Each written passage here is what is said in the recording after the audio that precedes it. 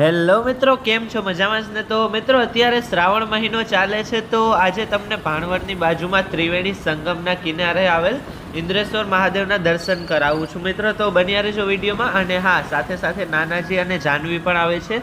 અને મિત્રો, અહીં શ્રાવણ મહિનાની અમાસના દિવસે મેળો પણ ભરાય છે, પણ આ વર્ષે તો મેળો બંધ રહેશે કેમ કે ત્યાં કામ ચાલુ છે અત્યારે. તો શું કામ ચાલુ છે તે પણ તમને હું આગળ વિડીયોમાં બતાવીશ, તો બન્યા રહેજો વિડીયોમાં આગળ.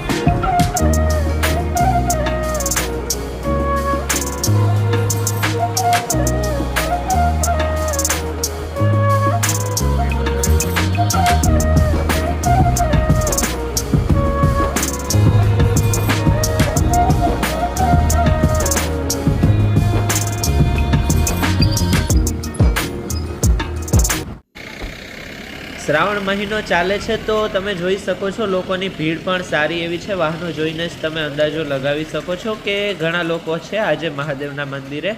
અને મિત્રો, અહીંનો આખો અત્યારે માહોલ તો એકદમ અસ્તવ્યસ્ત છે. તમે જોઈ શકો છો થોડા ટાઈમમાં તો અહીંનો આખો લુક જ બદલાઈ જશે. જ્યારે અહીંનું કામ પૂરું થઈ જશે ત્યારે હું તમારી સાથે વિડીયો જરૂર શેર કરીશ કે શું કામ થઈ ગયું. અહીં સામે શિવજીનું મોટી મૂર્તિ મુકાવવામાં આવશે, તો તે સાંભળવામાં આવ્યું છે અમને. અને તો મિત્રો, વિચારો કેવો સરસ નજારો હશે આપણા ત્રિવેણી સંગમ ઘાટનો. પછી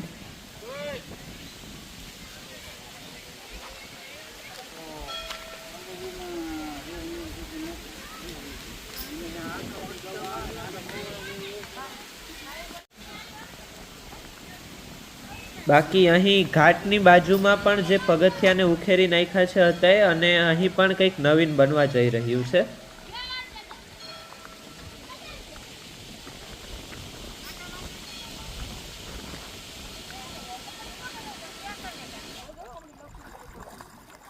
જાનવી અત્યારે માછલાને સેવ મમરા ખવડાવે છે, તો બન્યા રહેજો વિડીયોમાં. અને આગળ તમને હું મહાદેવના દર્શન કરાવું અને પછી જે મેળો ભરાય છે તે સાઈડ શું કામ ચાલે છે તે પણ તમને બતાવું હમણાં.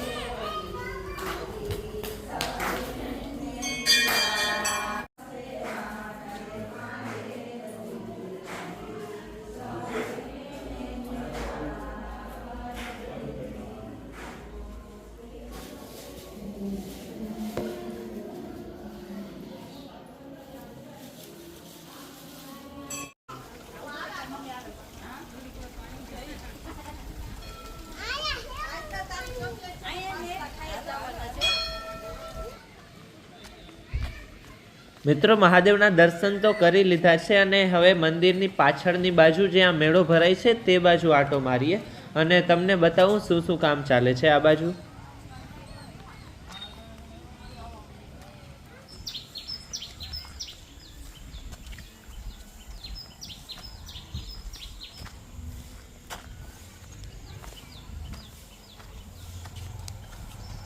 અવાર તો બંધ જ રહી ગયો. અવાર તો બંધ જ રહ્યો. મંજૂરી ના આપે. આ કામ જ થાય 2 વર્ષથી પૂરું.